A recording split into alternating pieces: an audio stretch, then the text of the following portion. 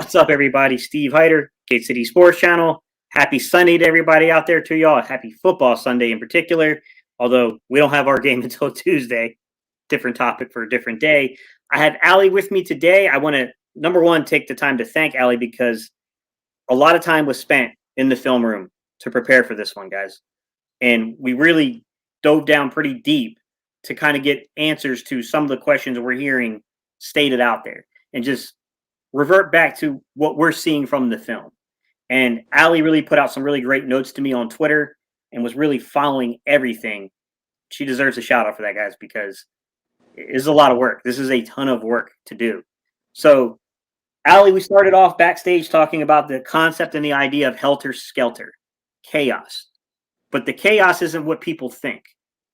Sometimes it's, technique not matching. Sometimes it's, being out of sync with the defensive line in the secondary. But I think both of us kind of lean towards this one aspect of things, which is the personnel ain't right. The personnel is just not right for this defense. So do you want to start off by just kind of introducing yourself and then walking in a little bit, just some introductory notes about personnel and some of the mismatches we're seeing? Yeah, sure, absolutely. Well, thank you for the props and having me on your show again. Definitely my pleasure. And so I played and coached football at the high school level, and my focus is really D-line and offensive line as well, so that's more my expertise position-wise, although I have enough time studying football to talk about the other stuff as well. And I really think I'm glad, and I guess Howie's glad, the defensive line is really good. I mean, obviously there are issues there. We can talk about them, but personnel-wise, the issues are more at the second and third level. And we can definitely talk about that, and we will.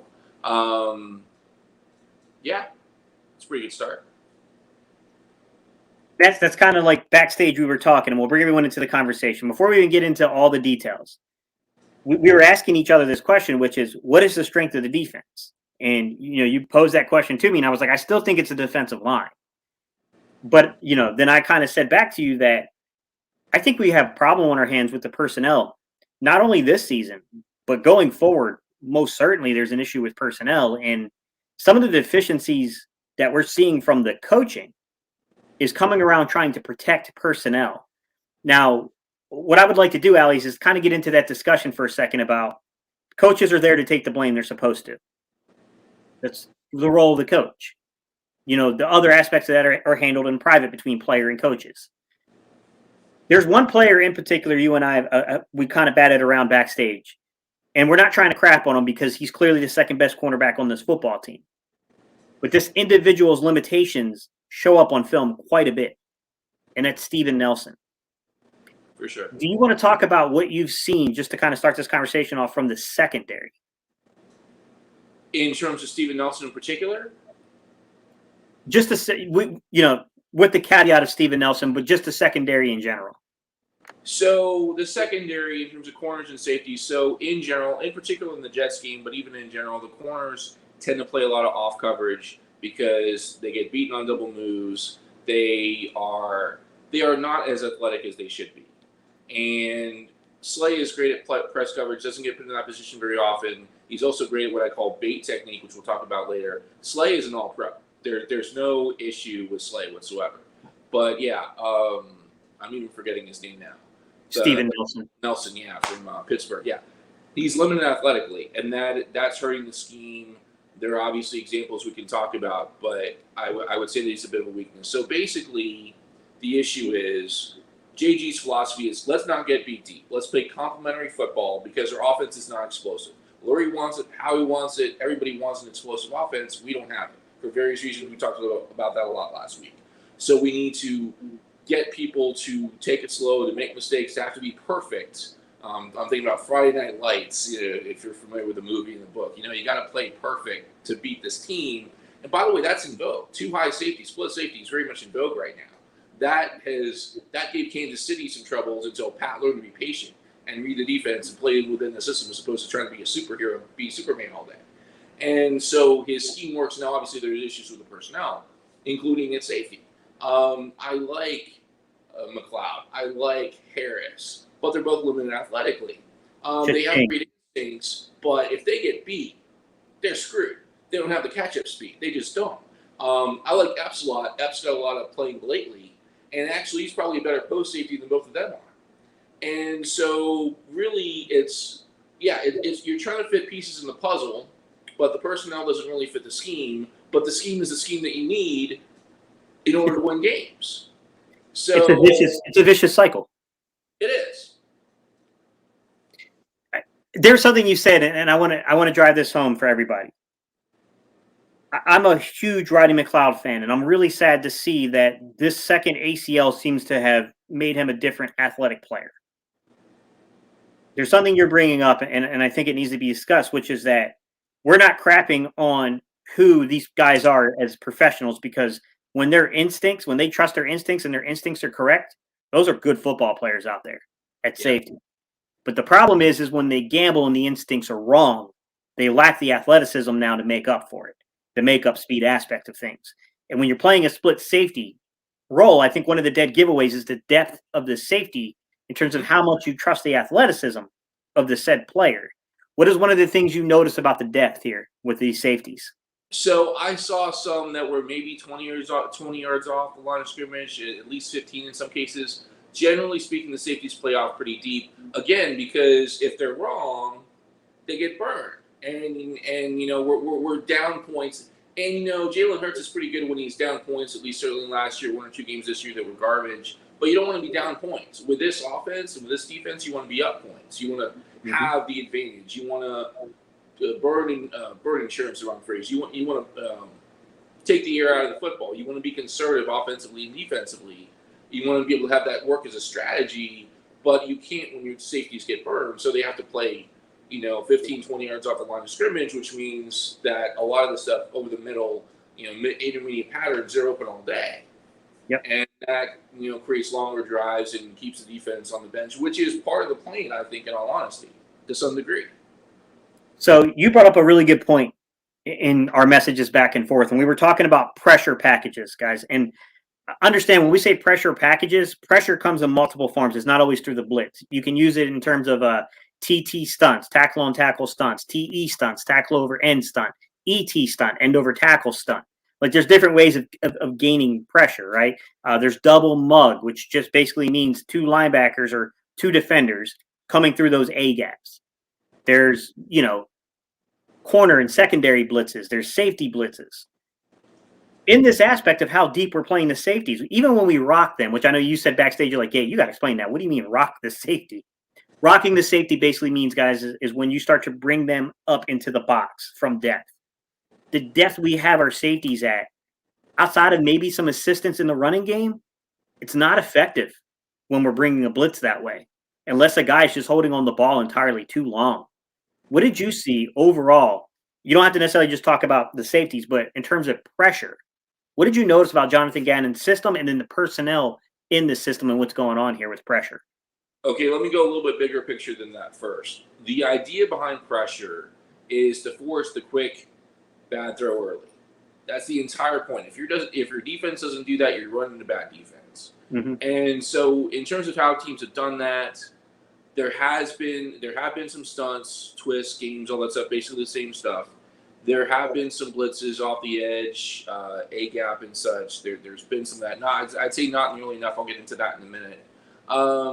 There has been some pressure, for sure, but it hasn't been consistent enough, play over play, quarter over quarter, drive over drive, and it hasn't been consistent enough in terms of having one area of your defense complement another, which is exactly what you're saying now. So, you can run all the twists and stunts you can run double A gap pressures, but if the safeties are 15, 20 yards off the line of scrimmage and you have, a shallow, quick slant that occupies the vacated zones and linebackers are often while the linebackers are blitzing, let's say 2 inside backers, you got the easy read, you got the easy throw.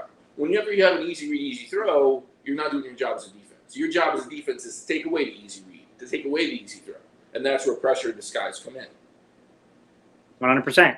So, Big Moose, I want to get into this question because I think this leads us back to the origin story. And this is something that Allie shared with me backstage, and I think this needs to be discussed, which is, do we give Gannon another year? I personally wouldn't, but so why I want to tackle this is because I think it's a complex answer, because I don't think Gannon's as bad as people think.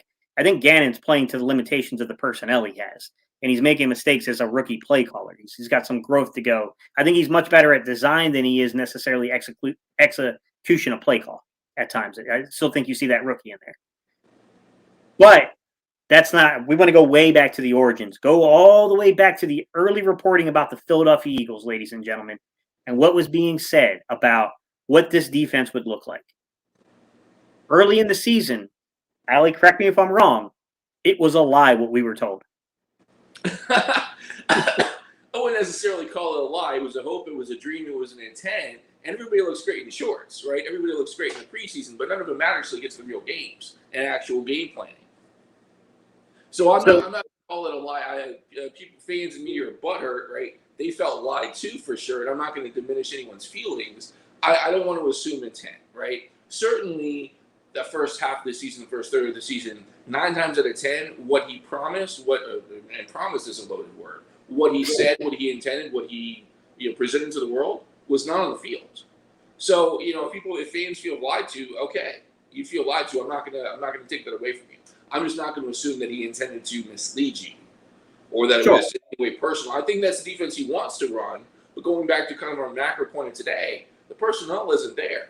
And he's a young coach, and he's still figuring out how to put all the pieces together to make it complementary football on that side of the ball.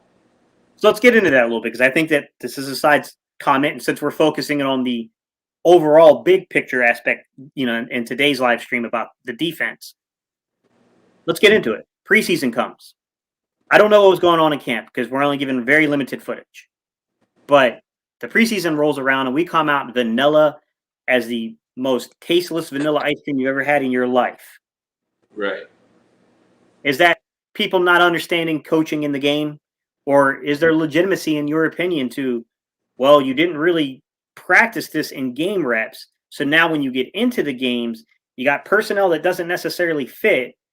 You got unfamiliarity within the scheme on top of it, and that causes this lull for weeks and weeks and weeks to occur.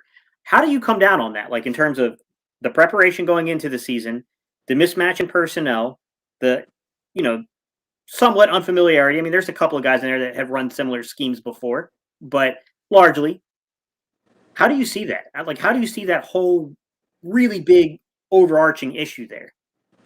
Sure. So we really weren't there in camp. I mean, we saw some pictures of some people in shorts, and that really, like I said, doesn't mean very much. It's not very transferable to the season. And then nobody runs anything real in preseason. It's all, vanilla high school, college stuff that's not even. Mm-hmm.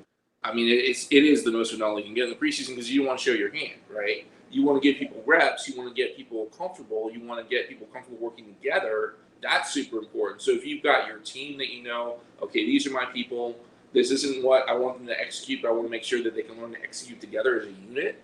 That's really what preseason is for. And now, we're down to 3 preseason games as opposed to 4. And it's a new system with new coaches and all this other stuff.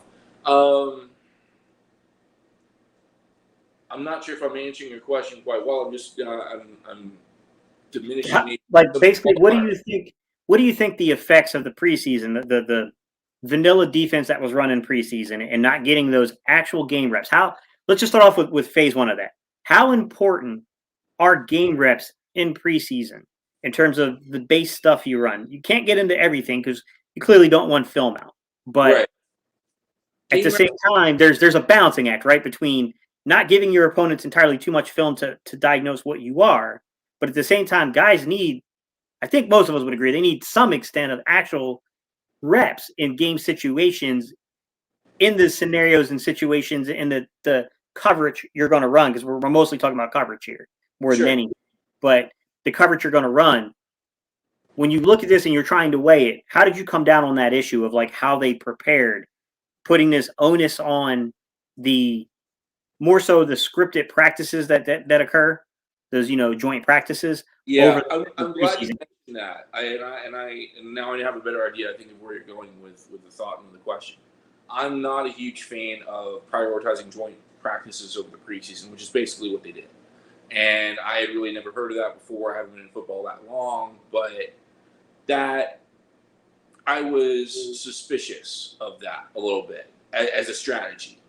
And certainly, I mean, I guess my point is there are a lot of reasons the early season went the way that it did. I don't necessarily want to blame it on one thing, but I do believe that the staff's focus on joint practices, prioritizing them over preseason reps, meaningful reps, design reps, tactical and strategic reps, that may have been a quote-unquote mistake. I agree. Too much weird scenario stuff. Run that by me again? I would say that they focused a little bit too much on scenario stuff. And I understood what they were trying to do. So they focused not just on scenario, but in particular red zone scenarios. Sure. Because the spacing is limited. There, it's a better feel for if you're going to script it that way. That's a smarter way of scripting it. But there's only so much simulation you can do in a joint practice. For sure. Now, I think you brought up a good point, which is we can say that causes a delay in the start of the season, with the defense getting its feet under it, understanding the concepts, getting used to like real, actual live football action in scenarios and situations. But that certainly doesn't excuse for the length of time we saw adjustments taken, right? Because on one hand, this is such a tricky conversation because I do think Jonathan Gannon has made the best of a bad situation at times. Sure. On the other hand, I understand the frustration that people are like, we're not killing him because he has made adjustments, but it just feels like it's always just a little too late to where there could have been different impacts if he had made the adjustments just a little faster, a little sooner than when he made them. There's one thing that you mentioned in your notes that I thought was really interesting, and there's a lot in there. But you talked about it really wasn't until week 3 that we seen one aspect of the game plan that we thought we would see from day one here in terms of the pressure, which was the double A gap pressure. Doesn't really show up until Dallas, which I believe was week 3. Yeah. What did you think about, would you think that was personnel driven? Because I did see them in the preseason kind of and they're not even using the guy I thought they would use. I thought they were going to use Avery. Right. I really haven't seen Avery in that role. Avery's been playing the 50 role when we go to 50 personnel, a 50 front. What did you think? Where were you at with this double A gap, the double mug look, and you're like, well, it took us a little while to get to that one. Hey, things happen. We get it. Sometimes it's the opponent and it's the matchup. But, I guess kind of your question behind your question is the dude slow or is it a personnel issue? That's really the question that you're asking without asking. I don't think the dude is slow, but I struggle to see how it's a personnel issue. Now, Dallas is week 3. So basically, all right, this is going to sound stupid and childish, but it is what it is. My philosophy is to try everything and see what works. That can be obviously taken to an extreme, but dark at the board. Run some 50 front, run some double A, run some other things, run other things. Basically, especially with a preseason they didn't take seriously. The first 4 games was their opportunity to figure out, okay, what is this defense? What is it personnel-wise? What's the best way to use their talent? What's the best way to get results in the field? And honestly, I was patient with that. I really was. Certainly, I would think if it was me, I would do more.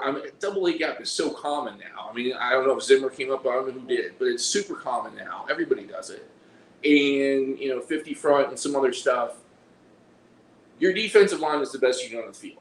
So the question is, how do you help them out? And in particular, so early. Oh, okay. So all right, I want to give JG a little bit of credit, a tiny bit. So early on in the season, our defensive line did really well. Hargrave in particular. I don't know why I saw the San Francisco game. I'm like, dude, they're leaving Cox and Hargrave single block. What the hell are they thinking? Now, obviously, San Francisco won the game, but JG does stuff when he has to do stuff, not when he should do stuff or when he necessarily wants to do stuff. And early on in the season, I would say certainly. That's a very important point you just said there. That point you just said there. He does things when he has to do things, not necessarily when he should do things or when he wants to do things. What I take from that is that the biggest criticism to really get to JG, because there's a lot of external situations that cause what's going on, but we don't dictate. That's what I caught from that. We're not dictating as a defense. Yes, true. Some of that has to do with personnel, but yes. we're certainly not dictating. We're kind of reactionary almost. Agreed. Agree.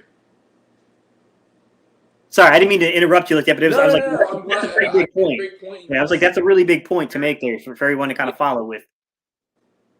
No, I'm glad you focused on that. That was good. So we talked about the pressures in the scheme and what we've seen here from depth, what's going on. I want to talk about the defensive line and the linebackers, the front seven. Sure. Early on in the season, it felt like we were playing a lot of weird kind of thing where we would have a weird like kind of 2-eye situation with both our tackles and a 2-eye. There are some situations where you have Cox and you have Hargrave as a 4-eye, and it's kind of like, I mean, Hargrave and those guys are good. Mm-hmm. They're not bad players, but that's not your best nose tackle out there, and those aren't your best rushers either. Arguably with Hargrave, he might actually be our best. With that said, there was a lot of weird things about the defensive line in particular early on in the linebacker play. And some of the things I want to bring up and I want to talk about is, number one, it was like, here's your space, here's your assignment, here's your gap, don't lose the gap. Did you catch on to that? I would say sort of. So the techniques are a bit odd for sure. We'll get into that a little bit. And then certainly early in the season, first 3-4 games for sure, the linebacking core was not ideal for certain situations. So I would say, if I had to guess, that Hargrave is a great one tech as a general rule, and then as a general rule, Cox is a great 3 tech. Would you agree with that in terms of their ideal deployment technique wise? Yeah, I think Fletcher is far more. I think Fletcher is far more comfortable as a 3 tech. I think Hargrave has far more experience playing the nose, although Fletcher has played nose before. But yeah, sure. Anything that's 2-eye, 1 tech, 0 shade, or just a true 0. I think Hargrave is definitely the more comfortable player because of his time in Pittsburgh. So Just Carlton's making an interesting point about the season being a necessary experiment. And I mean, it's entirely possible. And I'm going to contradict myself. So to a degree, try everything and see what works. To another degree, 2-eye and 4-eye seems a bit much. Like you want to be experimental, but only to a certain extent. And there are certain rules, or certain, okay, well, you're in 5 techs, you're in 7 techs, you're in 9 techs, you're in whatever, you're in a 0 tech. Like there's certain traditions and quote unquote rules of techniques you should run on the D line that make sense, that are gap sound, that make sense with your defensive scheme. I don't know. I mean, certainly I don't think as much as he complained about it. So there's an issue of being a 1 gapper versus a 2 gapper, and there's an issue of which 1 gap you take. I would definitely agree, and I don't believe this to be the case, and obviously you watched more film than I did, although I probably took more notes than you did. I understand Cox if he's pissed about being a 2 gapper, because he's not a 2 gapper, but in any way. But I don't know. So I can see that. But 2-eye versus 4-eye versus 3, should he be mad about that in your opinion, based on what you saw in the film? I think so, because I think we had guys misaligned, and I think it was causing a lot of issues with. This is so complex, guys. Understand, there's never one single reason why something happens, like getting the ball absolutely run down your throat for the first quarter of the season. But one of the things was, as you brought it up, let's talk about 50 fronts. Let's talk about 50 fronts, guys. Think about, not every 50 front is the bear front, but the concept is the same. 5 linemen. Okay. We go 50 front, and there are times where we're playing a 2-eye as the nose, so you got, like, say, Hargraves in a 2-eye, then you got Fletch in a 4-eye, then you're bringing down Avery kind of as an outside kind of contained guy, which is not his strength, by the way, and you're running this 50 front. The first thing is that teams got wise to that, and although San Francisco just kind of won on individual blocks, because they did get to the outside, though. They started trying to get it outside, and that's how they adjusted on the run. But other teams started zone blocking us. They started zone blocking both those tackles, and it started off, kind of between these 2 tackles, which one they were going to do. Fletch early, then Hargrave, then back to Fletch. Like, different teams attack these guys differently. That opened up so much room for the running backs and lanes early on in the season because of the alignments coming out of the 50 front. And then there was a moment, and I called this out on film, and I'm so glad you saw it too.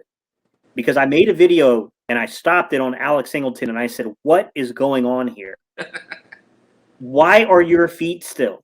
Why are we waiting until an offensive lineman reaches the second level to engage? Right. I didn't understand that. It still makes no sense to me. And I was like, this can't be like Alex Singleton has played a lot of football, even though it wasn't necessarily NFL football. He's played a lot of football. Like, this is a guy that clearly knows you don't wait till the offensive lineman reaches the second level. This has to be technique based.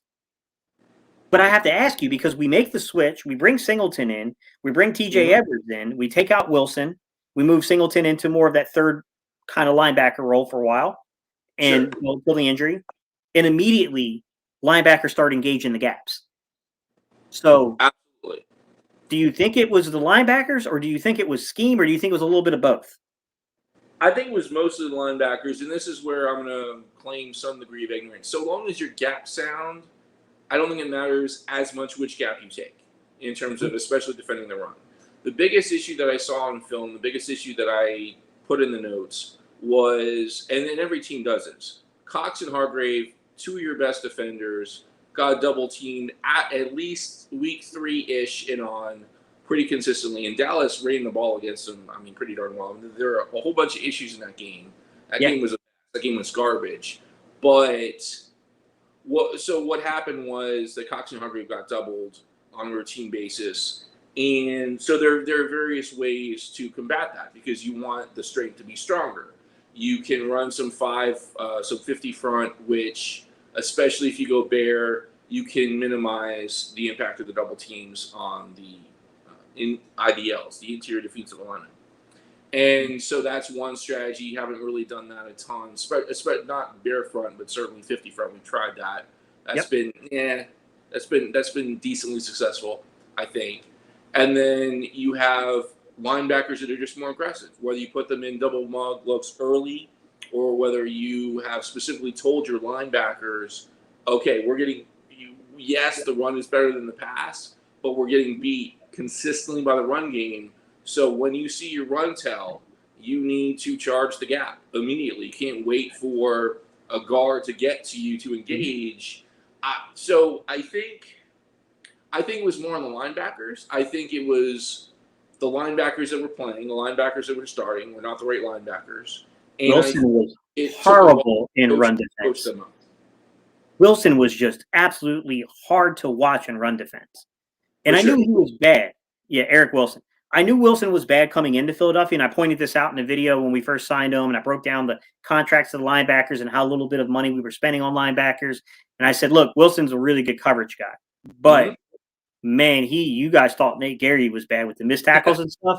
Wait till this guy gets into a game for you. You're going to be, it's just going to be a hard city to win over once they start running the football at us with this young man. And it unfortunately didn't work out, and the Eagles made a quick decision. They moved on from Wilson, and that was ugly. But you played the defensive line, so I'll ask you straightforward. How angry would you be with the linebackers if you're constantly, as an IDL and interior defensive lineman, you're getting engaged with zone blocking concepts, and you're getting double teamed, and these guys are not coming up and either getting to the gap or getting the extra blocker off of you? I'm pretty pissed. They're not doing their jobs. When they see the run key, you got to take the gap.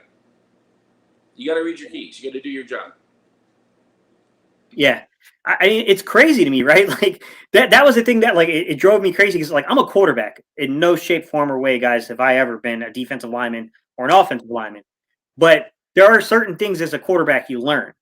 Like, you learn when your offensive lineman is losing leverage, because you need to get the ball out of your hands, or you need to get out of the pocket. Like, that's a big deal, as a quarterback. But I'm watching this stuff on film, and I'm asking everyone I know who's played the line before, is this normal? Is this a technique that's taught? Is this some kind of weird defensive technique that I've missed out on? In my entire time coaching, my entire time scouting, I have never seen linebackers look like they're in cement with their feet. It was the weirdest thing ever. It was so weird how different our linebackers looked when Davion Taylor and TJ Edwards got into the football game.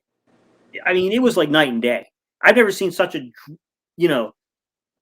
drastic change before, because I'm not even saying those guys are particularly excellent players, but at least they moved. Yeah. They came up and challenged the gaps at least. I mean, whether they were successful, they challenged it. And to be honest, I thought TJ Edwards and Davion Taylor, and I think Davion Taylor might be a little underrated with how good he is in run support. Mhm. Like I'm actually really I think it's really unfortunate that Davion Taylor suffered an injury because I felt like he was turning a corner. Yeah. What did you think about Davion Taylor from the film? I mean, I felt like, hey man, Howie might have been on to something here with this kind of crazy. Why did you use the compensatory third round pick on this guy when there were other linebackers available? I was like, Right. maybe the scouting department was right. Maybe they did see something here that maybe they should get shouted out for. But it's like, oh man, now we got a young kid that needs the reps, and he's down again. Well, say young man. These guys aren't kids once they're Sure. professional athletes, but Sure. a young man that needs the reps, and he's down. And it's like, I thought something was there. I mean, what did you see? So I would say that the scouting department, the scouts did a good job. He's obviously got athletic traits, and we need more athleticism on the defense in general. But I think what people really kind of, for whatever reason, underestimated about him was his physicality or physicalness, as Gardner Minshew would call it. And he's a thumper. I don't know if he's on the same level maybe as Edwards in that, but he is a really good physical presence inside on the run. And he has enough athleticism to not get burned when his instincts are wrong and he's in the wrong place at the wrong time. He's a really good linebacker. I definitely hope he stays on next year on some kind of contract. He should. I think he's earned that. Obviously, not necessarily a big contract or whatever, but dude, keep the guy around. Keep your youngish core around. Let them grow with each other. Let them actually build a team and a system and a culture. Help them build a program on defense, and that could be the beginning of something really beautiful. Yeah, the crazy thing is here, and I'm not going to get into this one. We're going to save it for the following week's content for everybody. But I'll hint to something I want to get into. And you don't have to answer it yet. We'll answer this next week or the following week. Sure. It has to do with the draft and linebacker and the necessity or lack thereof necessity now that we see some of these guys playing differently. And I want to save that until we get to next week or the following week whenever we do the draft one, when we talk about the needs defensively. Like, I want to save that question for that, guys, but just a little teaser that's coming. We're going to definitely dive into that discussion there because I was really impressed with what I saw from Davion Taylor. I don't know, like TJ Edwards, I just love the player. I love the lunch pail aspect to TJ Edwards. I don't know if he's good enough to keep long term, but I'm pretty happy with him this season. Like, I mean, the guy just has that Philadelphia mentality. Maybe it's because he played at Wisconsin and that's the style of football, the big runs, But what a difference, man. What a difference these linebackers have made on that adjustment. So, playing defensive line, when you're looking at something like an end tackle or a tackle end or a tackle over tackle stunt, why do you think that's important, especially if you have teams that are running zone at you? Why might you want to then start to run some disguise from your line? Well, a couple things. So I want to add duo in there too. I think duo doesn't get nearly enough respect. I don't think people talk about duo enough as a play. It's so good. It's so beautiful. And then the similar things, you double team the defensive tackles. And the nice thing about really any kind of stunt, twist, or game, you're going to have a tackle in there somewhere. I think. I can't think of one. I mean, obviously you can do some shit with linebackers and ends and stuff like that. Sure. But if you want to free your tackle from a double team, one of the best way to do that is to change the angles. You get a tackle looping around an end that's crashing down, for example. You lose the double team. Now you might be partially half double teaming an end, but the execution is going to be poor and sloppy, right? You want to take their plan they're trying to execute perfectly and create imperfections in their plan and their execution. And so one of the ways to do that is to change the angle. So if you are I played right defensive end. So you got a tackle that's getting double teamed. You crash down as a defensive end, which I love to do, and then you got a tackle looping around the outside. You're screwing up the plan, right? If you're playing as a double team Cox and Hargrave all day, which it should be, if you're playing the Eagles, one of the best things you can do defensively, schematically, both in terms of adding pressure and more, in this case, disguise, is loop, stunts, twists with the tackles, TT, TE, ET, all that stuff. Yeah, and that was my biggest fear is that teams were just pretty much knowing exactly where our guys were going to line up, and they could pick and choose if they wanted to double. And if you just don't have, if you have no disguise, it's easy to do that, right? I mean, you don't have to necessarily stunt to get that. I mean, you can get guys coming up through well placed. Everyone thinks of the blitz; they think of that as a pass rush kind of concept, but honestly, you can run blitzes too, where you're just you're bringing guys down into the box and you're coming through on these gaps to send more people than they can potentially block, and they're exerting the energy there to basically double team guys. You should have the advantage on a running play like that. Now, I do want to talk about something you brought up, and that has to do with rocking safeties and pre-snap disguise stuff and post-snap disguise stuff can make you vulnerable to play action passes, especially under center. What did you see from teams' adjustments to us once we started making our own adjustments? Is that something you started noticing, teams going under center and hitting us with play action and getting to the middle of the field since it's starting to become somewhat vacated? Right. So we did experiment's a loaded word. We attempted some single high safety. We attempted some certainly cover one, maybe a little cover three. We were realizing, so the biggest thing is the first half of the season we're giving up a lot of runs. That was for a lot of reasons, mostly poor linebacker play, poor linebacker coaching, as we were talking about, the wrong personnel, the wrong techniques, all of that. So part of the way to cover for that was to have more men in the box and bring the safety down, etc. And a lot of times when that happened, we're vulnerable to the pass play, in particular on the outsides. And so because you don't have those two safeties deep, there's a lot more space in front of them because of how far back the high safety is, the post safety is usually, but also even possibly behind them because there's only one safety back there. So yes, teams are doing more play action, and play action tends to be under center more, and I definitely saw that as well. Sure, and that's kind of the tough aspect of things, right? Because there's always going to be give and take with what you do. And I think that sometimes it gets left out, like, if you go pressure and you start bringing in pressure packages, I mean, here's the thing, you bring pressure and you play man. So you go cover one with a pressure concept. A lot of pressure packages, I believe, there's man in zone ones, but I think zone are the more prominent ones. But if you go man, even if with or without pressure, you better have the athleticism from your secondary to cover. Right.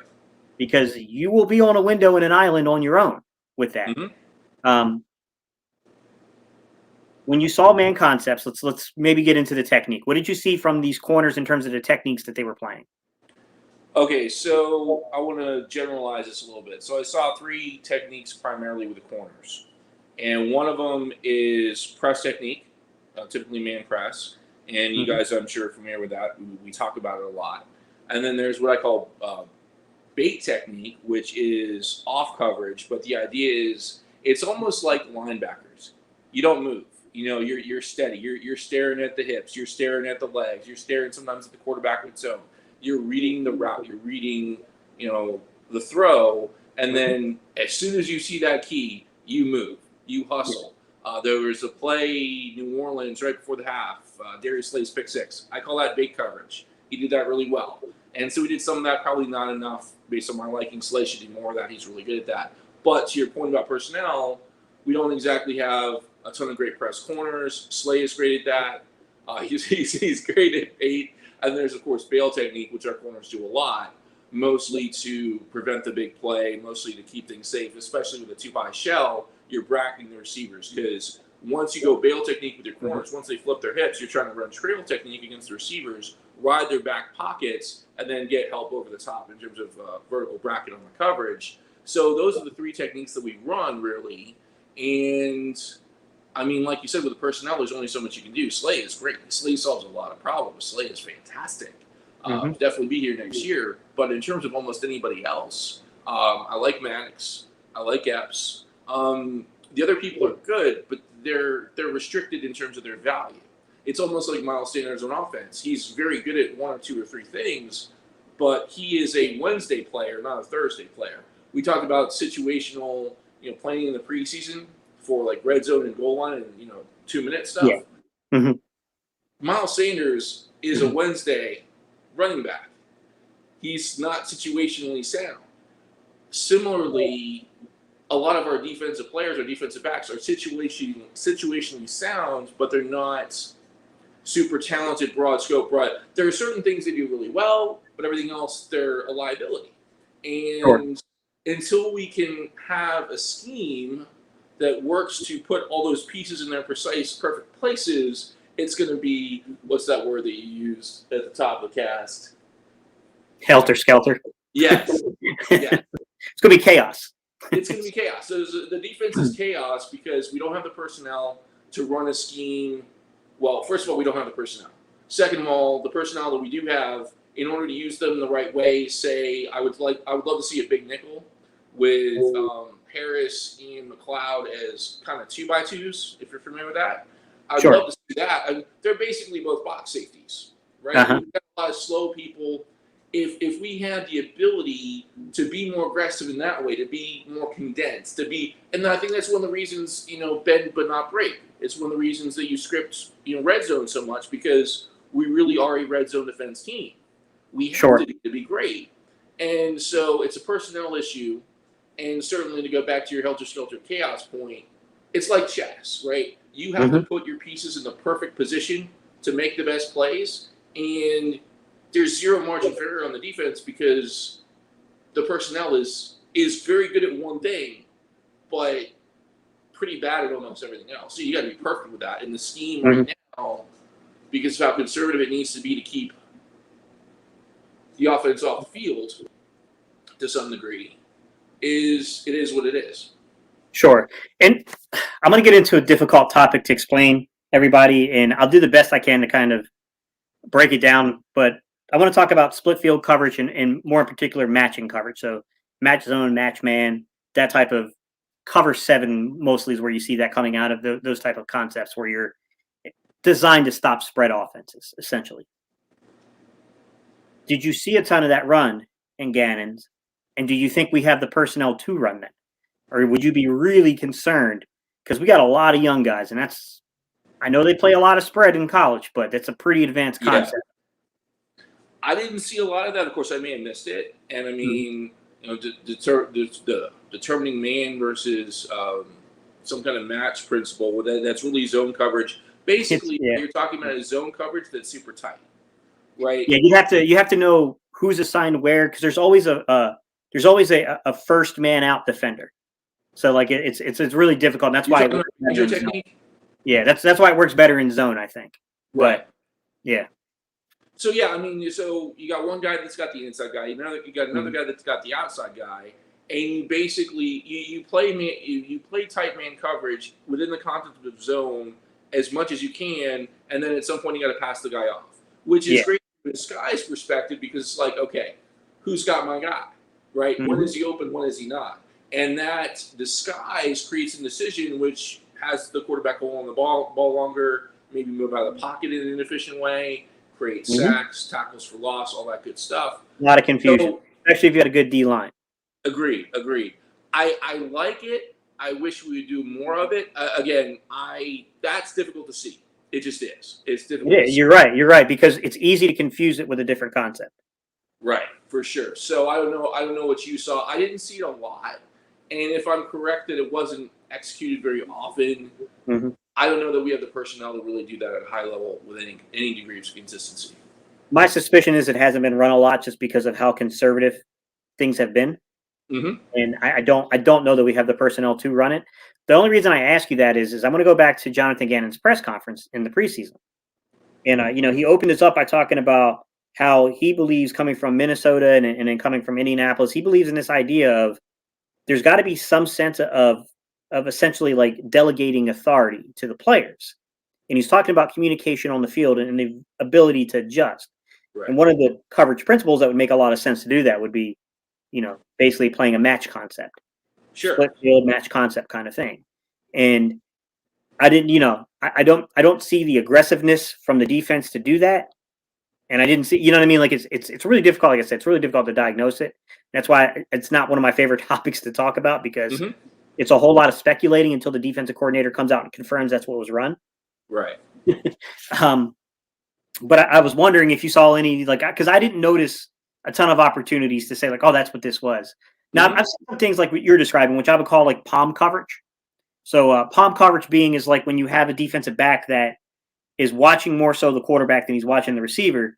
But what he is looking for is he's looking for that out route in the flats, or he's looking for that hitch or like comeback or curl route that he can jump, which to me, that would be more of a palm concept when it's on the outside. But normally with palm concepts, they're pretty easy to see. You can diagnose those pretty quickly and easily. Right. And reverse guys, when it's over across the middle of the field and you're playing with safeties, that's basically what you call robber. That's normally a robber technique. I just haven't seen it a lot from the secondary, and it's so tough to grade it because I don't know if it's the coach and I don't know if it's the personnel. My guess is it's a marriage of a problem of both, to where the guy understands concepts. This guy's brilliant at designing concepts, but I don't know that as a rookie play caller, if he's there yet with the feel and the flow of the game and when to call things. And I think you and I have said this all freaking, live stream long here now.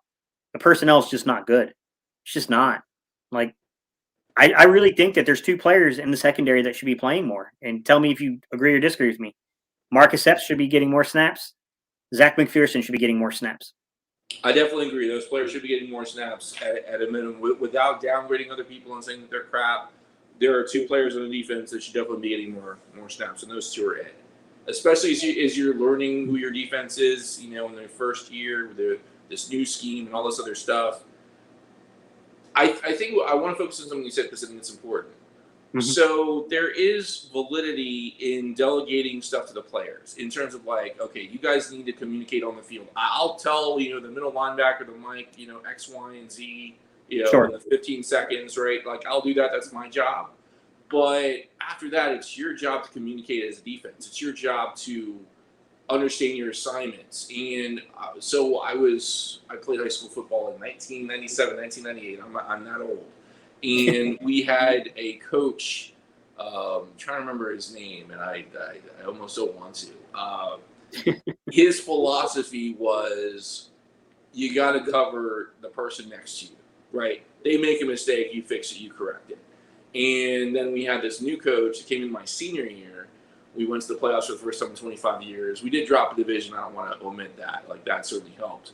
But his philosophy was do your job, right? You've got one job. You do it. Don't try to make up for someone else's mistake. You got a job. All right, you screw up. You let me know. We'll fix it.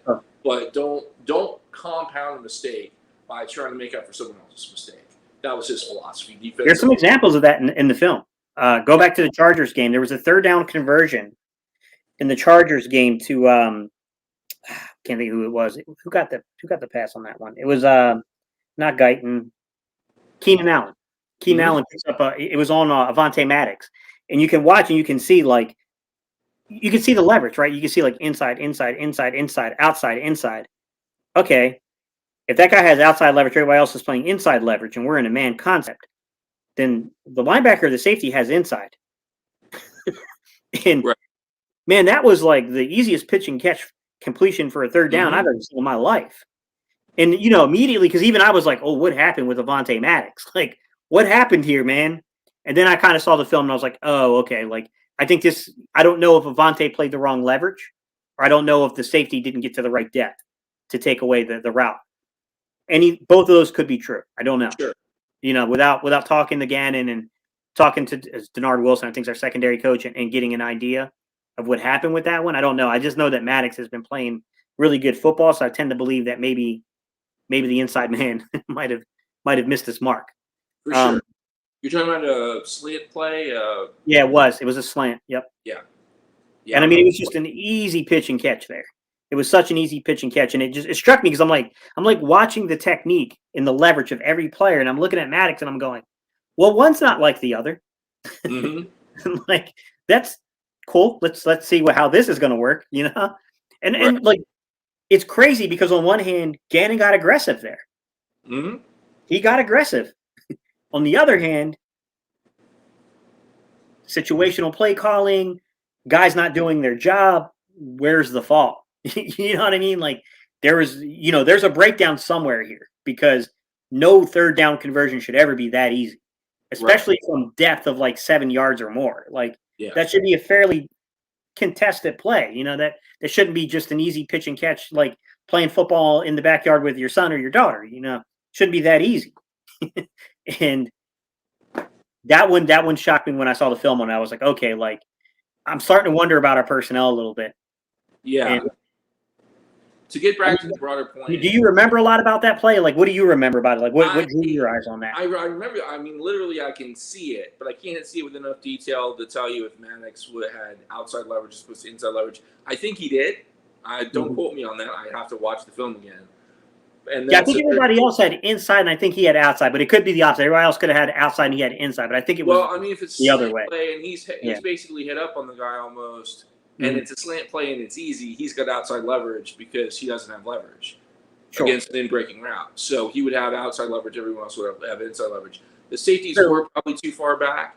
Probably, just as a general rule, that's probably correct. I'd say probably had outside leverage in that play. I don't remember it. I mean, I see it, but not at that level of detail. Obviously, if you look at that play, and we're making those assumptions because we don't have the play right in front of us, we're going off of our memory recall, everybody. But I guarantee you, if you guys think back to the Chargers game, you'll recall it. I promise you'll recall the play we're talking about because it was so blatantly obvious. And where I get down to is like, okay, we can talk about situational football, right? Like, why are your safeties at that kind of depth on a 3rd and 7? Well, then we have to get to personnel. Well, we ain't got a lot of foot speed. And that's got something to do with it at the safety position. But then again, it's kind of like, where is this inside? Like, okay, we're back to square one. Like, where was the inside player? Someone is supposed to have inside leverage there. Right. If Avonte Maddox is where we're seeing him on the film, that's telling us, that's cueing us, he's got outside. So it's like, I don't know. I don't know if that was a linebacker. I don't know if that was a safety. I'm not too sure why the safeties were at the depth they were at. The whole thing made no sense to me. So this kind of goes back to the chaos you were talking about earlier. I'm going to use the word chaos. It's easier for me to remember. So you want to apply pressure. You want to do so situationally and strategically, but you've got problems. Your line is great. Your linebackers have issues in pass coverage, in particular. Earlier in the season, also against the run. You have corners that make mistakes, even really good corners that I like. I'm not saying Maddox. We both think that Maddox did. He was in the wrong technique. It happens. It's one play at 60, right? You don't kill the guy for that. He's had a really good year. Yeah, the dude's earned his money, right? I definitely want him on the team next year. Love the guy. He's great. People make mistakes. None of us are perfect. So basically, you got issues. I'm going to call it the 3rd level. You got issues with your safeties. You got issues with your linebackers. You got issues with your corners. Your line is pretty damn good, but your line can't win a game. As important as the line is, right? If it's just the first level of your defense, you're kind of screwed. So you want to be aggressive, right? You want to use misdirection, but you have corners in the wrong technique. You have safeties that are too deep. You have linebackers that are liabilities in coverage. Wilson was good at that. Let's give him credit for that. He's gone now. The other linebackers I think are less good. They're decent, right? I wouldn't say they're great. Just real quick, I want to tease people. I'm a huge fan of Kyle Hamilton, and I really like drafting him as a safety that can also play in the box and is kind of I think someone even mentioned it. Traditional strong. Yeah, maybe. I like people that can do multiple things at once. And we have multiple problems, primarily at linebacker and safety. We want another corner, we want another DN, maybe another D tackle. But the 2nd and 3rd levels of defense are the weakest by a long shot. And it's difficult to use pressure when it's back 2/3 of your defense are suspect. Let's use that word. I think that's fair. Suspect, I think, is a fair word to use. Sure, absolutely. We haven't even gotten Steven Nelson play in that Chargers game. Yeah. I don't know if he was the 9-yard bail. I want to take a look at that. No, it was him.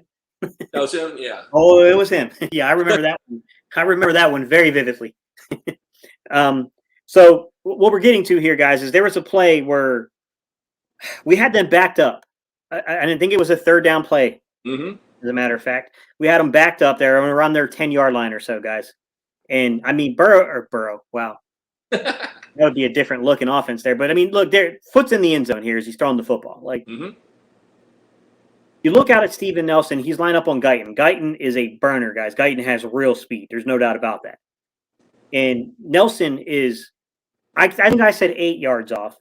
Maybe he was 9. I might be just trying to maybe not kill him a little bit here. But I mean, it was ridiculous. But you brought something up and you said, look, the depth in itself is bad because it's clearly the coordinator not having a ton of confidence in you lining up on this guy. But you compounded that to say, but there's the technique that compounded the problem of how far off we were playing. What did you catch on that play? Exactly. So basically macro and then micro. So as I said before, there are really three techniques as a corner. You've got press, you've got bait, and you've got bail. And so I think I want to say it was 3rd and 7, 3rd and 6, something like that, 3rd and mid to longish. And the cushion was further back than the sticks. As a general rule, you don't want that. As a general rule, that's a bad thing, especially if they're backed up and you're in a high leverage situation where you can really benefit from good field position. Football is still about field position, even throwing the ball 50, 60 times a game. And so I don't even remember. I think there was pressure on that play as well, which makes sense. High leverage, they're backed up. And so mistake number one, he was 8, 9 yards off the line of scrimmage, and the sticks were 7 yards away. Sure. So that's not good. It's certainly not ideal. But if you're playing bait technique the way that Slay did earlier in the season, or later in the season, in basically the same position, you can be really successful. Okay, so one of the things I want to point out, I don't want to tangent too much. A lot of times, and Washington does this a lot more than we do, there is a lack of parallelism between the corner alignment. So Slay is tighter, and Nelson is looser because Nelson lacks the athletic catching ability we were talking about with the safeties. It's very much a staple of Zimmer. Zimmerman does that a lot with the Vikings. Right. And so, it's actually fairly common. It's not an indictment on Nelson necessarily. It is what it is.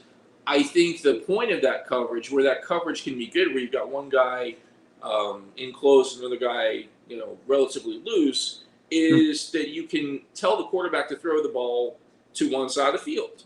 Oh, shoot, this is easy. It's 3rd and 7. The guy's, 9 yards off. Let's throw the ball there. And you want to use a bait technique for that with someone that can execute it well. The problem was, the compounding error was, for whatever reason, now maybe Nelson made a mistake, maybe he executed the wrong technique, maybe Gannon told him to do this or that, but he used a bail technique, which had him turning his hips, running away from the sticks. Exactly. On 3rd and 7. On a timing play, on an out route. Right. It's crazy. You can't do that. So to give you guys some perspective of what's being said here, not only did he line up conservatively 7 to 8 yards off the receiver, so he's already beyond the sticks, but he's also running a bail technique on top of that, which tells me Gannon did not trust him. That's what it says to me, is that Gannon and Denard Wilson did not trust him in that situation. The last thing they wanted him to do was to get beat over the top. And I think that they gambled wrong. I think that they made the wrong gamble here, and they thought Guyton's out there. They might try to get vertical on this. They might take a deep shot. We don't want to get beat. But as you're saying, you don't want to come out and say that 100% because we don't know if Steven Nelson just completely played the wrong technique. And that was more of a him thing than it was a Gannon thing. But if you're in palm coverage, right? So if you're disguising coverage or you're basically you're trying to jump the route, you're playing for the football, you're playing the quarterback. That's a timing route. If you see it, he's breaking, that you're playing the flats, go get the football. Go get the football on that play. Beat the receiver to the mark and get the football. Yeah. I have a feeling if Nelson was out there, that's the technique that would have been run. Or no, I'm sorry, not Nelson. If Slay was out there, that would have been the technique that was run on that side. Unfortunately, Slay can't cover everybody, which is I know. We can only clone them.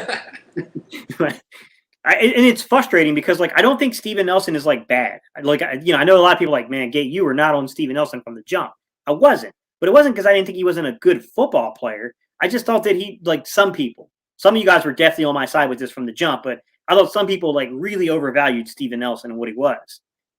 Clearly the second best cornerback on our football team, but he is athletically a little limited. Tough as nails. The guy fights back to the football. He's such a good person in terms of the personality and just as an individual human being. But Man, I saw those games in Buffalo where Gabriel Davis absolutely ate him alive on double moves.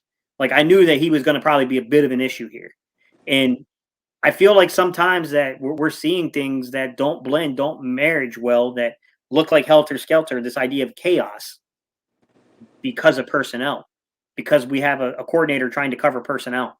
I think, I'd agree with that. and it's not a good place to be. And I still think you guys listen. I'm not saying let him off the hook. I still think to some extent you bear responsibility. Like at some point, these are grown men, they're professionals. Time to play football. But I do think that's part of what's going on here. I think he's trying to cover up deficiencies.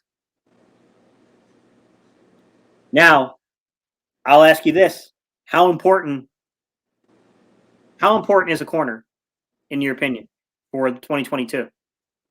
I'd say corner is very important. I don't want to minimize the question. Mhm.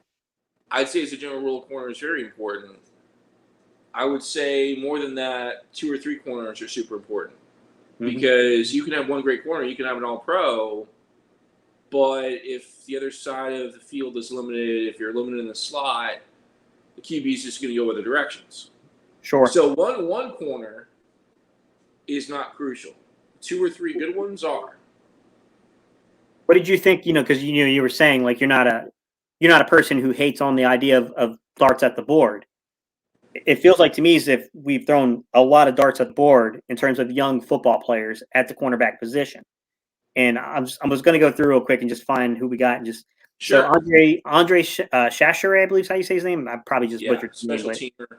Yeah, young man that's coming over from India. I think he's actually a really good special teams player. Mm-hmm. Let me see who else did we sign recently. We have Tay Gowan, who I think we traded for pretty recently. Yeah. Tay Gowan is a very inexperienced but athletically gifted kid. Yep. Definitely, but he didn't play a lot of D1 football, guys. And even when he got to D1, he opted out in 2020, and then he was playing down in South Florida and not at Miami. So you got to take that in. We just extended Avonte Maddox. Mm-hmm. You have Zach McPherson, who we spent a 4th round pick on. Sure. So I think Zach McPherson has showed he showed a little growth. I was a little concerned with him in preseason and camp, and then the little teeny tiny bit, those 10 snaps or so he played before he got extended playing time. But the last game in particular, I thought he carried himself very well. I thought he actually did pretty well out there. For sure. Josiah Scott's a shorter guy. I would call him a short zone. So I should probably explain that, what I mean by short zone. Short zone is just, I'm not talking, it's not a joke about Josiah Scott's height, guys. I'm saying that he's a guy that drives the football well. So in short zone, like where he's defending 10 yards to the line of scrimmage to where he can drive on the football, he's really, really good at that. But he hasn't played a ton. He did play that one game outside. And that's the thing, is they're playing him outside when, I thought that he was more of a nickel personally, but Agreed. he wants to play outside, and that's where they've been playing him. Kerry Vincent Jr. What did you think about Kerry Vincent Jr., that acquisition? Not a lot. So in general, I've actually liked the picks, especially since it can mean 4th round or later in some cases. Sure. One thing I don't like in general, I don't want to pick on Kerry Vincent, and I haven't seen a lot of him on film or any of this stuff, so I don't want to get personal. One thing that bothers me, I'm going to use the present tense, is an unwillingness to use 4 running backs on offense when we have roster spots for all these corners that we're not using in a meaningful way. I get it. Some of them, like Shashere, are on special teams, great. But, all right, let me give you another example. Mac McCain, he was on the team twice. Yeah. And, I mean, so certainly Zach should get some more looks. Ep should get some more looks. And if we're going to carry... I can't speak ill of Mac McCain because I live in Greensboro, and that's not only is he NCAA, but he's, he's a pretty big legacy out here. His grandfather was one of the Greensboro 4. Sure. So, Mac McCain for president. Like I said, I'm not knocking the guy. I'm sure he's a great guy. I'm just like, you have all these corners on the team. They're doing, who knows what. I don't know what they're like in practice because we're not allowed to see the practices. Give them more looks. Run some more nickel. Run some more dime. Run some more, multi-defensive backs, especially situationally. And what bothers me the most, without getting into, personnel type stuff like that, we do need we need some high level draft picks. We'll talk about that next week or next month or whatever. But in terms of making use of the team that we have this year, I definitely want to see those people get more looks because you're in an evaluative process, and we already know how limited our starters are. It's possible that at least based on athleticism alone, which I believe to be the case, Vincent and other people are going to be upgrades. They may not have the same instincts. They may not have the same level of physical and mental toughness, maybe in some cases, because we have some great lunch pail guys. You said it yourself, and that's a very Philly thing. That's a good thing. You're trying to build a culture. I definitely don't like talking about Carson Wentz. Peterson's a good guy, bit of an ice cream salesman, but he had a really good. He figured a way to build a culture, and that's really what JG and Sirianni and Steichen and all of that and Johnson. That's what they need to build a culture. They need to build a program.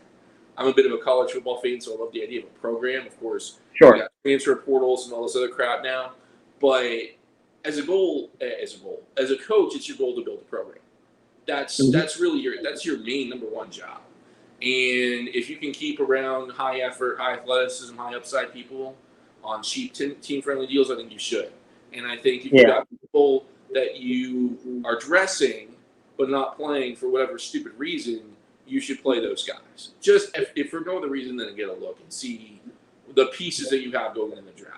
And like I said, it's not like you're benching great performers, right? Sure. The secondary is a liability, which I think is part of the reason there's so many on the roster currently in terms of corners and such. So I want to get into one more topic before we jump off here and give everybody their football Sunday so they can get prepared and get their food ready and all that. Defensive line, okay. Future-wise, I just want to talk about, we're going to save a separate podcast for this, but I want to talk about the guys that are on the team, okay? So I don't think Fletch is necessarily safe, nor do I think he's necessarily going anywhere yet either. I still think they're not to that point of making that decision quite yet. But they did show a willingness that if the right price came along, they would have ate the dead money on him. And I think that's important. We look at the young pieces that are here. So we have Josh Sweat. We have Milton Williams. We have Teron Jackson. I'm trying to think. Javon Hargrave. Everybody else, I mean, you know what I mean? Like, what are your thoughts here about these young guys? Because those are really the core guys for the next probably 3 or 4 years. Yeah, I like them. I'd say they are really good situationally. I don't know. Again, you got to put the right piece on the perfect spot on the board to make them the most effective. Certainly, I think we've even talked about this before. Milton Williams is great situationally, not a great 3-tech against the run, but could be a great 5-tech against the pass in terms of certain pass rush looks. I believe you said that. So they're good players. I think they should be built around, but I think they should be added to in a meaningful way, especially people. The baseball analogy, I'm trying to remember what. I'm not really a big baseball fan. 5-tool players, right? People that are versatile. And we definitely need a lot more versatility on the defense. There are some people that are here that are good and that should be developed. And one of my main concerns, this goes, certainly even back to the Doug days, is lack of player development. And really are we developing our players? Are we actually good at that? Do we need to hit the free agency market hard? Which, by the way, I want to give Howie et al. Some credit. I think they made the right moves. In terms of bringing in, free agents that were seasoned and veteran. They were limited athletically, but they knew what the hell was going on. They could help to start build that culture. Now, obviously, they're short term. Wilson's already gone. Nelson might be gone next year, whatever. He's on a 1-year deal. So I like the young guys. We obviously need bigger and better pieces, and we need to figure out how to expand the skill sets of the team that we already have. Yeah. I think the only one that was questionable, and none of us questioned at the time of signing, probably been Ryan Kerrigan, just because we had so much depth on the line. We'd spent the draft picks. We had Sweat, we had Barnett, we had all those guys here. It's probably a little bit of a luxury to get a guy like Kerrigan, to be quite honest. But I understood why they signed Eric Wilson. I was trying to caution people. He was pretty bad in run defense. Yeah. I saw that one coming. And then I'll be honest with you. I thought Anthony Harris was going to be better than what he's played. I think he's gotten better recently, but He's a little bit more limited athletically than I thought, and that shocked me a little bit. Yeah, Some of the veteran pieces we brought in, he wasn't good, and then to be fair to Steven Nelson, our secondary is a lot better this year than it was previous year. for sure. To be fair to Steven Nelson, because I feel like sometimes, like when you talk about Steven Nelson, it could just feel like you're doing nothing but just talking crap on this guy, 24/7. But the truth be told, is like we're just trying to be honest in the assessment of what the film shows. And when they look to throw the football, and you can say, well, yeah, it's because the other guy's Darius Slay. Right. That's where they're going with the ball, which doesn't shock me. I kind of saw that one coming, and I told people like, those targets are going to go up against him because he's not playing great football. He's playing good. It's not great. So I knew that was going to happen eventually. I'm a little shocked that like they're going after him in the red zone a lot now. It's like they're looking when he's on the field in the red zone. They're looking for him, and that's always a little alarming. I will say, defensively and kind of leading into our conversation in the weeks to come, I think that there needs to be a lot of pieces added to the defense. I don't think that I don't say that we don't have it. I still think we need a marquee pass rusher on the defensive line. Brandon Graham coming back is going to be a major, major help and upgrade. No doubt about it. He's 34. He's 34. Then I look at the linebacker situation. I feel like you can, as long as you keep it healthy, Davion Taylor. I think TJ Edwards. I think those guys they're not great. I wouldn't even say. I'd say they're average to maybe, I'll take average. You just go average. They're average. Sure. And we probably would take that. You could use a marquee guy at the linebacker position, but I think those two guys, Davion Taylor and TJ Edwards, have played really well together. Mm-hmm. The secondary, I think, is where I get a little iffy going into the future because we've added a ton of younger corners. I don't know if any of them are going to stick, really. I mean, we got McPherson, we spent a 4th-round pick on. We traded for Tay Gowan, who's a 6th-round pick. Before Tay Gowan, we traded for Josiah Scott, who was like a 5th or 6th-round pick the year prior. We traded for Kerry Vincent Jr., or we signed him. I can't remember which one that one was. But we got Kerry Vincent Jr., who was a draft pick from this past year's draft class. Signed Mac McCain, a really good practice squad player with Denver. They didn't want to lose him. Mm-hmm. But, to what you're saying, to the detriment of maybe other position groups. We've signed so many of these defensive backs. I do wonder about that, man, because our safeties, they're veteran guys. They're savvy. They're pretty good with their instincts, but they do lack athleticism. And when their instincts fail them, they don't have the athletic ability to make up for it in Anthony Harris and Rodney McLeod right now. Marcus Epps has proven to be far more useful than I thought he would be. Mm-hmm. He's very, very athletically gifted. I still think he's more of a third safety. I don't know that that's a starting level kind of caliber guy, but I take him as a third safety. I think he's proven his worth there. Slay's 30-something, 31, right? Something like that, right? Yeah. Slay's over 30 now. And Slay's our highest paid player next year. Mm-hmm. I mean, I do wonder, man. I wonder about this secondary because I feel like we definitely need some pieces added to the depth here. And I know it's crazy to say that because it's like, hey, man, like how many more pieces you want them to add? Like you just named like 5-6 guys right there. Yeah. You need someone that's dependable. I would definitely say defense versus offense. Defense needs the pieces. This for sure. And I like having 3 number ones. That's official now. So yeah, I think if the team is really willing to invest in the defense could be a lot better next year, especially the second and third level. So would you go? Here's the crazy thing, and I want to save some of this in terms of the names of the players, so I don't want to go names per se or anything like that. But just a generalized answer to where you're at right now in this at this point. Do you think it would behoove the Eagles to find a young veteran in the secondary at corner, or to draft that guy? Okay, so I'm a little bit of a nerd. There is a guy, I'm not going to name him today. I may have named him in passing. I'm not going to do it right now. There is a guy in the draft I like a lot at corner, and if we can get him, we should. Especially, I'd like to keep Slay for a while longer. I mean, I know he's expensive, but he is an All-Pro, so I'm okay with that.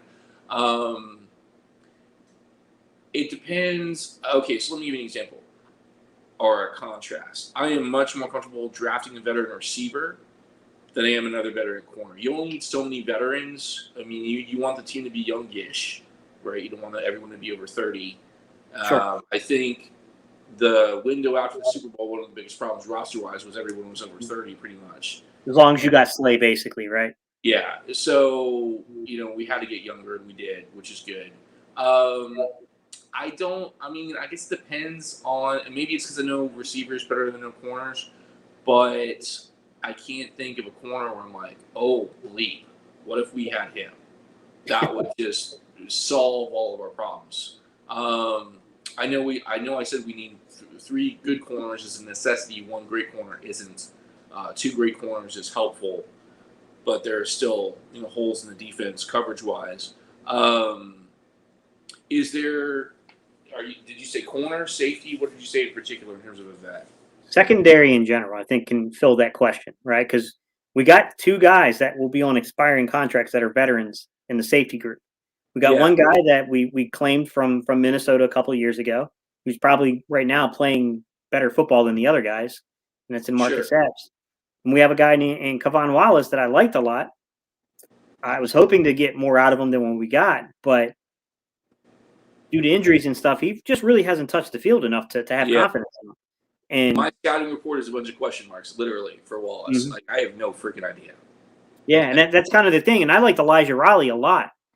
I get it. He grew up a New York Jets fan. He wanted to go back to there, and I get it. You don't want to hold a guy's career back, but I thought that instead of carrying as many corners as we carried, we could have probably carried Elijah Raleigh, right? Especially early in the season when Rodney McLeod wasn't even back from injury yet. I thought that would have been kind of a no-doubter, in my opinion, to carry that man on the roster. But it was what it was. I want to ask you one last question before we jump off, and we'll jump off. Sure. Carson Wentz officially played and finished. It's a first-round pick. So, 3 first-round picks. Not naming the names yet. We're going to save that for a future podcast. The Philadelphia Eagles. Will they use 3 first-round picks in 2022? Okay, so based on what I'm seeing, probably not. And that might be a good thing. I'm guessing, my guess, based on what I'm hearing, based on what I'm seeing, is that they are going to keep Hurts on for another year. Mm-hmm. Because quarterbacks, what's his name? Kenny Pickett? Baby hands? Baby hands Pickett. there's John Elway is not in this draft. Let's just be completely honest about that. And Jalen Hurts has room for growth, and he's a good guy, and he's a good leader, and the team can win with him at QB. Obviously, he needs to get better at things, and he has gotten better. But unless you all right. So I don't want to go too far down that path. We can talk about that some other time. I would say no, they're not going to use all 3. I would say I would hope they're going to spend 2 on defense, fairly high up in that first round. Of course, they're all kind of lower now anyway. It depends who they're going to get. So my short answer, they're probably going to trade at least one of those first rounders in the next season, so they can be better positioned to replace Jalen Hurts next year as opposed to this year. Because I think they see him for another year. I don't think they see him as a long-term solution, and I think that's fair. So that's my shortish answer to that question. I appreciate it. Hey, I hear you. I'm walking the fence on it too, man. So this is what we're going to do, guys. And we're going to sign off. I want you guys to have some time for getting ready for the NFL Sunday here. I got to do it myself. I got to get ready. Not that the Eagles are playing. It's a different topic. I'm going to put up a fan poll for next Saturday's live stream. And I'll give you guys a few options of what the topics can be. Now, I will get that out early because we're going to need the results back early so we can research for you guys. Number 1 can be NFL draft. Number 2 can be assessing the salary and the roster, who stays, who goes, that kind of scenario, making predictions. Number 3 can be, if you guys want us to dive into the quarterback controversy deeper, we can do that. I got a feeling the quarterback controversy things might die really soon. So we'll see though. But if it's still going, we can dive into what we're seeing. So we'll put the community poll up for that. We'll give you guys some options. We'll give it a couple of days, and then we'll take that and we'll prepare for the show notes. All right? Sound good? Good with that, Allie? Appreciate that, Kate. Sounds good. Yeah. All right, y'all. Thank y'all so much for tuning in. We appreciate y'all so much. Allie, thank you. I really do appreciate you spending the time to go through these deep topics like this. My pleasure to be here. All right, y'all. Next weekend, guys. And I guess I'll see you guys Tuesday with Mike and Reese, because apparently we got a Tuesday game, guys. Let's go Birds.